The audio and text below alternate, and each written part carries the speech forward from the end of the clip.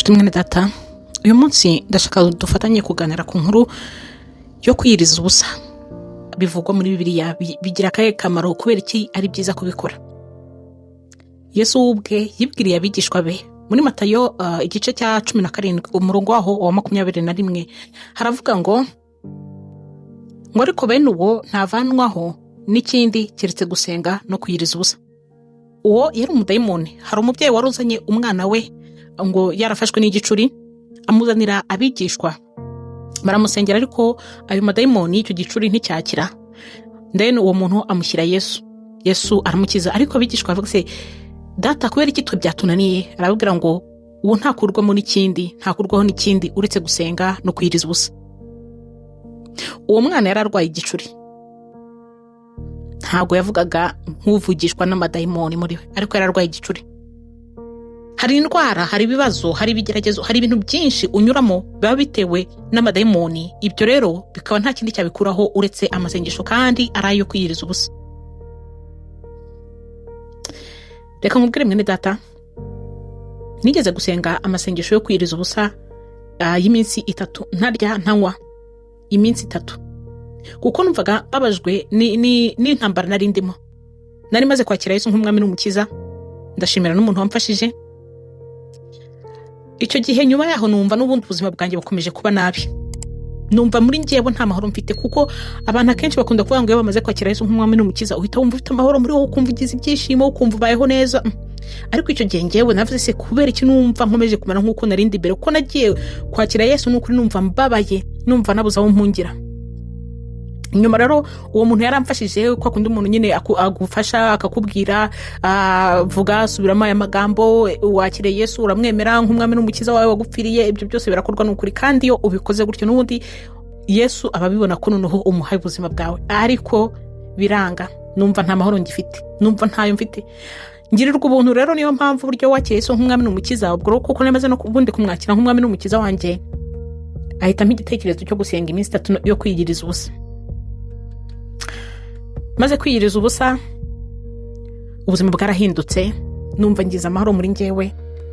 Ariho mumbona ubu ngubu bukomeza uko. Ari na mpamvu mvuga ngo ubu hashize umwaka mu by'ukuri maze kwakira Yesu nk'umwami n'umukiza. Namwakiriye ku itariki 13 z'ukwa 3 2025. Kugeza na n'uyu munsi ubuzima bwanjye bwarahindutse. Nuko yabanye nanjye iyo nirebye mbona ko nahindutse, navuga ngo totally cyangwa completely muri byose, kuko Yesu aba muri njyewe.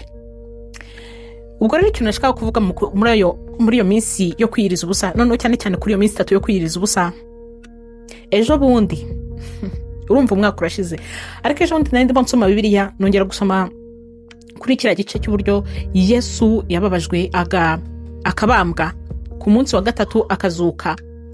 Kuri uwo munsi noneho mu gihe nari ndi gusoma kuri iyo nkuru, numva nsobanukiwe ko iyo minsi 3 Yesu yamaze, iyo minsi 3 yamaze ari yo minsi 3 nanjye nabayemo ndimo nsenga. Numva umwuka wera abaye nk'ubinsobanurira, ansobanurira ukuntu iyo minsi 3 Yesu yayimaze atarya atanywa, kuko yari yapfuye kandi yabambwe apfa kubw'ibyaha byacu. Nuvuga ngo ya minsi 3 rero nawe iyo uyifashe ushaka gupfa ku byaha byawe, ubupfanye na Yesu, ukazuka ku munsi wa 3 ukazukana nawe. Ibyo ninjye ubikubwira nk'uko mwuka wera abinsobanuriye. Ariko ndagusaba mwene data ngo nukuri uko hari icyo menye, naravuze ngo ntabwo nzanyihererana, kubera ko icyo Yesu ashaka nuko abana be bose yaremye. Uyu munsi niyo navuga ngo ngire ubuntu uyu munsi ku nkuru madi kuvuga, nkagirirwa ubuntu nkumva ngo n'umupfumu cyangwa n'umurozi n'umwicanyi nukuri arahindukire yakire Yesu nk'umwami n'umukiza, nakwishima, kuko nicyo Uwiteka ashaka. Kuko yaravuze muri Bibiliya, yaranditse ngo niyo umunyabyaha umwe yihannye, mu ijuru impundu ziravuga. Ni gute ngiye ntafasha ijuru kwishima, impundu zikavugayo? Byibura nanjye ngo mvuge icyo Uwiteka yabashije kumfasha, nkabasha guhindukira, n'undi nawe ubashe kubyumva nawe akabyumva agahindukira. Iminsi 3 yo kwiyiriza ubusa, niyo wafata umunsi umwe wo kwiyiriza ubusa, ariko ngiye iyo minsi 3 nkubwiye yo kwiyiriza ubusa niyo nakoze ndi gushaka Yesu, kuko rwose nari naramutaye pe. Ntago yari yarandetse, njye nari naramutaye. nitwaga ko muzi nkumva ndamuzi bya nyirarureshywa, ukajya uvuga ngo uramuzi, wavukiye mu muryango usenga, ujya mu rusengero, ariko utabana n'Imana, utazi Imana.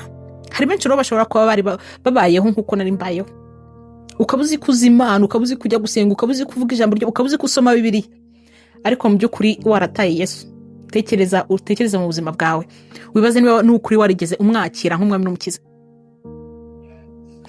Nuko rero ikintu nashaka kuvuga uyu munsi ni kuri iyo minsi yo kwiyiriza ubusa. Si iyo minsi 3, ngewe urwo n'urugero nashaka kubaha kugira ngo wenda buri muntu asobanukirwe imbaraga ziba mu kwiyiriza ubusa. Cyo koze ngiye cyo marayika yansobanuriye nuko umwuka wera yansobanuriye ko iyo minsi 3 nafashe niyiriza ubusa yanganye na ya minsi 3 Yesu yapfuyemo ku munsi wa 3 akazuka. Ibyaha byanjye icyo gihe nanjye napfanye nabyo, nzuka ku munsi wa 3 ndi muzima, nukuri nanjye nsa neza nyine nsa na Yesu. Uvuga ko nakabanga nari nkwibiye kugira ngo nawe igihe nukuri uzaba wakiriye Yesu nk'umwami n'umukiza, kugira ngo uneshe ayo madayimoni yose, iyo myuka mibi nk'uko Yesu yabivuze ngo ayo ntakurwaho n'ikindi uretse gusenga no kwiyiriza ubusa.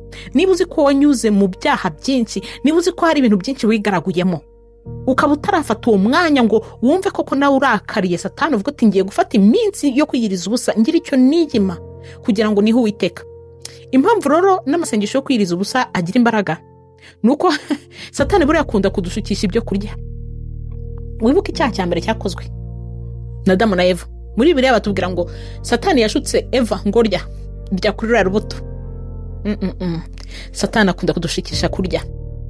Ibuka ubwo yasangaga Yesu yaramaze iminsi 40 mu butayu asenga, nta kindi kintu yamubwiye cya mbere. Yaramubwiye ngo hindura aya mabuye ibyo kurya. Niyo mpamvu iyo wiyimye ibyo wari ufite ubushobozi bwo kubona, cyane cyane byo kurya, ukereka Satani ko umubiri wawe uruhu dufite atari rwo rugutunze gusa, ko ushobora ukiyima kugira ngo wumve uri kumwe n'Imana, kugira ngo wihe Imana. Nukuri ndakubwiza ukuri ngo ayo masengesho arakomeye kandi arakora nk'uko Bibiliya bivuga. Ntago ari ibyanjye mba nivugiye, nge wenda mbaha ubuhamya bw'ubuzima bwanjye, ariko nkabaha n'urugero rufatika ruri muri Bibiliya bw'ibyo Yesu yivugiye. Kandi nukuri nubigerageza uzambwira ko nawe nizeye neza ko nubikora uzandika muri comment ko hari icyo byakoze. Nshuti mwene data, reka ngusabe niba ushaka kuzafata iyo minsi 3 yo kwiyiriza ubusa usenga Imana kugira ngo ubohoke, reka nkubwire icyo ukwiye gukora. Mbabarira uzajye gusenga ubishyizeho umutima, uzareke telefone, ureke ikindi kintu cyose cyakurangaza. Genda ushaka kumva icyo Imana igiye kukubwira, wumve ko ugiye guhinduka muri amasengesho, wumve ko ugiye kurwanya Satani, wumve ko imbaraga zawe ariho ziri. Ikindi nshaka kukubwira nshuti mwene data, ari amasengesho y'iminsi 3 arakora. Ko na Esther muri Bibiliya yasenze iminsi 3, nanjye ndabikubwira byarakoze, nasenze iminsi 3. Rero ntago kuba wakwegera Imana, kuba yakurinda, kuba wahindukira, kuba wakomera, kuba wayegera, ntago bizasaba ko ujya gushaka pastor runaka, ntago bizagusaba kujya gushaka umuntu runaka. Uwiteka twese aratwumva, ntazagira ukubeshya ngo amwumva kurusha uko yakumva, kuko twese dukunda kimwe. Icyo ashaka nuko ahubwo wowe umuha umutima wawe ukamwegera, no mu mutima wawe ukamuganiriza, ukamubwira ibikuba uremereye, azabigutura, kuko nta kindi abereho ni wowe ashaka. Witinda rero, wiguma gutegereza, kuko igihe cyawe gishobora kuba ari iki. Iyo urebye ubuzima tunyuramo muri iyi si, nukuri hari benshi bagenda, hari umuntu ubyuka mu gitondo mu kandi kanya bakakubwira ngo birarangiye. Ese uba wibaza niyo uri kurira ubabazwa nuko umuntu agiye? Nge buriya akenshi umuntu agiye ndababara, ariko mbabazwa no kuvuga ngo byibura wenda we se yabagiye mu bwami bw'ijuru, abasigaye turi kwibaza iki kubona ubuzima bw'iyi si ahangaha atari iwacu. Rero reka ngusabe nukuri ibyo bintu uzabigerageze, kandi iyo minsi uzabe mu Mana, uzakora icyitwa gusenga uko ubyutse mu gitondo, umunsi wirirwa usenga, nimugoroba usenge, ubundi usome ijambo ry'Imana, kandi ukora ikintu cyitwe kwihana by'ukuri. Reka ngusabe umunsi wa mbere uzasenge kugira ngo ubone n'ibintu nyine uhugiraho muri ya masengesho, kuko yego abantu benshi bakunda kuvuga ngo iyo bafashe umwanya wo gusenga ngo umunsi wose nawusoza gute ndi gusenga. Uwo munsi reka ngusabe umunsi wa mbere uzawufate ari umunsi wo kwandika ibyaha byawe. Uzafata agakaye wandika ibyaha byawe kuva witwa ngo ukimenya ubwenge, wari ufite imyaka 4 se, wari ufite imyaka 5 se, wenda utangira wandika uti ku myaka 5 nibye agasukari, nibye amata, nibye ababyeyi, niba ari udufaranga wibye nibye amafaranga nabikoze gutya. Mbese aho watutse umuntu wibuka wamututse, aho wagize niba warize muri enteri n'ibikorwa wakozeyo bitakwiye, niba warize utahase, ahantu hose mbese ucukumbure akantu kose waba warakoze kadakwiye, utekereze, usabe Mwuka Wera kukuyobora muri urwo rugendo. Ubundi nurangiza utangire wandika buri cyaha icyo aricyo cyose wakoze ugishyiraho ngaho, kuko icyo gihe uri kucyatura, ubu umeze nk'uri kwereka Satani uti do noneho unge nawe turasezeranye, dusezeranyeho ibi byose mbishyize hanze, ntago bikiri muri nge. Kuko akenshi iyo tubikiriza Satani, iyo tumugirira ibanga, aho hanakunda kuhadufatira, kuko komeza twumvisha ko nyine icyo ni icyaha gikomeye, icyo ngicyo wigisohora, icyo wikivuga, icyo nukivuga abantu barakimenya. Ntago ukwiye kumva ko ukwiye kubwira abantu, ntago ari abantu gusa wabwira, ntago ari ngombwa ko uwo ari we wese wajya kubwira ibyaha byawe ari ngombwa ko mwaba muziranye. Ariko uwo muntu reka nkubwire, muhamagare, wijya no kuri video call, kora audio call, umuhamagare bisanzwe turi kuvuga ngo murarebana, uwo muntu nashaka mutaziranye. Reka mbabwize ukuri, abantu wenda bakurikira inkuru zanjye ntago abenshi ntago mbazi, uzampamagare rwose uvuge wumve ushize amanga, watura ibyaha byawe, kuko buryo uko ubivugisha umunwa wawe ukabyatura ubunesheje Satani, umukojeje isoni kandi aramwara bikamurenga nyine akagenda, nta kindi yakora kuri we, kuko ababona ko nta banga rindi wongeye kumugirira. Reka rero ngusabe uwo munsi wa mbere uzaba umunsi wo kwatura ibyaha byawe, wo kubyandika byose, ukabyandika ukabimarayo kugeza nuvuga ngo kuva uzi ubwenge kugeza igihe uzumva ko noneho uwo munsi uzaba uri gusenga uvuga uti noneho nejo niki naba narakoze. Ku munsi wa kabiri rero uzasenge noneho bya byaha uri kuvuga ngo Satani ibi byose nitandukanije nabyo, ibi byose ndabiguhariye n'ibyawe, guma n'ibyawe. Ku munsi wa gatatu none uzasengere kubohoka, ubwira Imana uti mbohora, nshaka kuvuka nk'uko nawe umunsi wa gatatu wavuye mu rupfu noneho wererana. Noneho usaba Imana kubohoka kuri bya byaha byose wari ufite muri wowe, kandi neza ko Uwiteka we wumva kandi wugukeneye, ugushaka, ugukunze kurenza uko njye navuga ngo ndagukunze, ndi kukugira inama z'icyo wakora kugira ngo ubuzima bwawe bubeho neza. Ndakubwiza ukuri ngo iki ntazi ko afitemo inyungu icyo cyo agikora byihuse. Rero witegereza, wirindira, kuko ibyo ngibyo nta handi bisaba. Ntago bisaba ngo ujye kumusanga hehe, ntago bisaba ngo uzajya mu rusengero, ntago bisaba ngo uzabikorera hehe. Ndakubwiza ukuri ko nanjye ntago nagiye gushaka umuntu runaka ngo ukomeye. Imana twese dukunda bingana kandi twumva bingana. Nshuti mwene data rero, nahawe ho gukora kugira ngo Uwiteka abane nawe. Reka rero ngusabe mwene data, nukuri usobanukirwe gusenga, kwiyiriza ubusa ni ikintu gikomeye cyiza gikuraho amadayimoni menshi atandukanye adutera mu buzima bwacu, kuko duterwa buri munsi. Ariko uko twishyize mu Mana, tukiha gukomera mu Mana, tukambara imbaraga, tugahora tunesha, tugafata iyo minsi yo kwiyiriza kugira ngo amadayimoni yandi akurwamo no kwiyiriza ubusa no gusenga nayo agende, ukomeza gukomera mu Mana.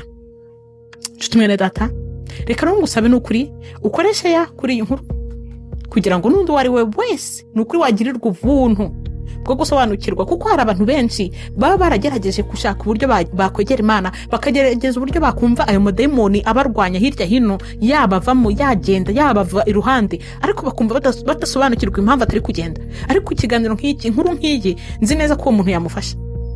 Rero niba hari abantu muziranye, n'ukuri byaba byiza ubakoreye share kugira ngo nabo hagira icyo bafata, umwanzuro bafata, kugira ngo ubuzima bwabo nabwo bugende neza. Kandi ngusabe ukore na subscribe kugira ngo tujye duhora tubana mu nkuru zacu za buri munsi.